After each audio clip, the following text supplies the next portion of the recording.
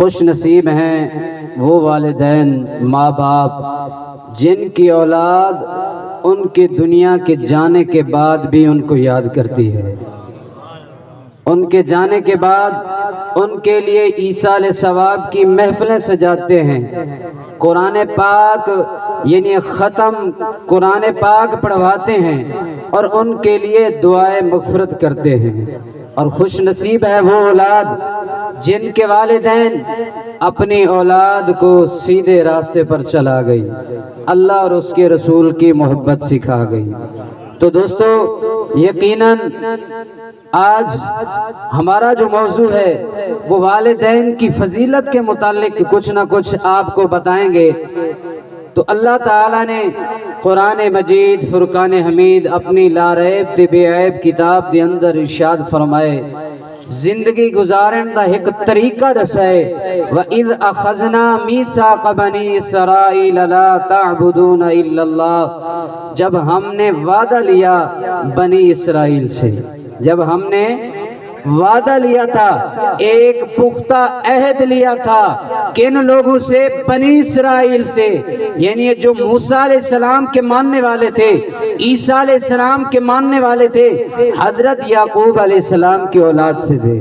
جو موسیٰ علیہ السلام کو ماننے والے تھے وہ نصرانی یہودی، جو عیسیٰ علیہ السلام کو ماننے والے عیسائی، تو اسی طرح ان سے اللہ نے ایک وعدہ لیا۔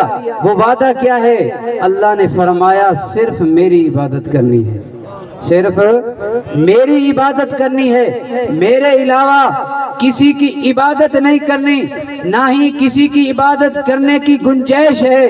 اللہ نے فرمایا اے لوگو، جب سر جھکانا ہے، جب اپنے چہرے اپنے ماتھے کو اپنے جبین کو جھکانا ہے، جب سجدہ کرنا ہے، تو جب رکوع کرنا ہے، کسی درخت کے سامنے نہیں جھکنا، کسی بت کے سامنے نہیں جھکنا، چاند ستاروں کے سامنے نہیں جھکنا، جب بھی جھکنا ہے تو اس مالک کائنات کے سامنے جھکنا ہے۔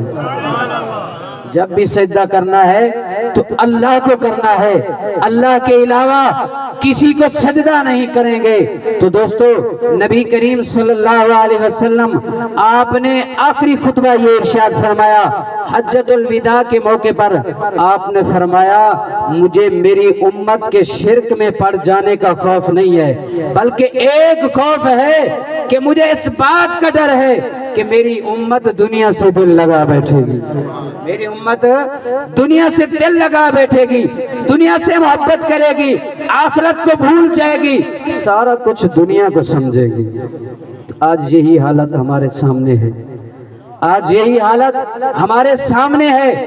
آج نماز کے قریب نہیں جاتے، روزہ کے قریب نہیں جاتے، زکوٰۃ ادا نہیں کرتے، قرآن کی تلاوت نہیں کرتے۔ قرآن گھر میں بیٹھا ہوا ہے اور دیکھ رہا ہے کوئی تو آئے مجھے اٹھانے والا، جو اٹھا کر میری تلاوت کرے۔ آج ہمارے پاس اتنا وقت نہیں کہ قرآن پاک کو اٹھا کر اس کی تلاوت کریں، قرآن پاک کو بوسہ دیں، اس کی زیارت کریں، اتنا وقت نہیں۔ ہم دنیا میں مصروف ہیں، ہم نے دنیا کے ساتھ دل لگا دیا۔ ارے میرے بھائی سوچنے والی بات ہے، 5-10 دن کی دنیا، فانی دنیا، 50-60 سال کی دنیا، ہم اس کے لیے رات دن محنت کر رہے ہیں، اس کو اچھا بنانے کے لیے ہم رات کو اپنا سکون چھوڑ دیتے ہیں، دن کو اپنا آرام برباد کر دیتے ہیں۔ ارے یہ 50-60 سال زیادہ قیمتی ہیں یا آخرت کی زندگی زیادہ قیمتی ہے؟ تو جس طرح اس کے بارے میں سوچتے ہیں اسی طرح آخرت کے بارے میں بھی سوچنا چاہیے۔ اللہ نے قرآن مجید میں ارشاد فرمایا وَإِذْ أَخَذْنَا مِيثَاقَ بَنِي إِسْرَائِيلَ لَا تَعْبُدُونَ إِلَّا اللَّهَ وَبِالْوَالِدَيْنِ إِحْسَانًا۔ اللہ تعالیٰ نے ارشاد فرمایا صرف میری عبادت کرنی ہے، اور میری عبادت کے بعد آپ نے دوسرا کام یہ کرنا ہے، والدین کے ساتھ احسان کرنا ہے، والدین کے ساتھ احسان کرنا ہے، والدین کے ساتھ بھلائی کرنی ہے، اچھی زندگی گزارنی ہے، حسن سلوک کے ساتھ پیش آنا ہے۔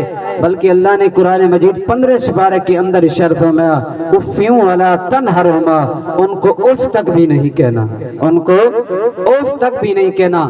اب سوچنے والی بات ہے اللہ نے اپنے ذکر کے ساتھ والدین کا ذکر فرمایا۔ ارے سمجھنے والی بات ہے، جب کسی چیز کے ذکر کو اللہ بلند کرنا چاہے تو اس کے ذکر کو اپنے ذکر کے ساتھ ملا دیتا ہے۔ اللہ نے والدین کی عظمت شان کو بلند کیا، اپنے ذکر کے بعد والدین کا ذکر فرما دیا۔ حدیث پاک میں آتا ہے والدین کی رضا اللہ کی رضا ہے، والدین کی ناراضگی اللہ کی ناراضگی میں ہے۔ جو بندہ یہ چاہتا ہے کہ میرا اللہ مجھ سے راضی ہو جائے، اس کو چاہیے کہ والدین کو راضی کر لے، سمجھ لے اللہ بھی راضی ہو جائے گا، اللہ بھی راضی ہو گیا۔